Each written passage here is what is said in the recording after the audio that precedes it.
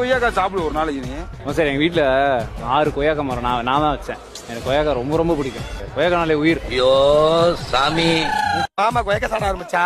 கொய்யாக்காய் சாப்பிட்டா உடம்புக்கு நல்லது அம்மோ. கொய்யாக்காய் உங்க மாமா மாதிரி இல்லாம நல்லா தெளிவா யோசிக்கலாம், தெளிவான சிந்தனை வரும் கொய்யாக்காய் சாப்பிட்டா.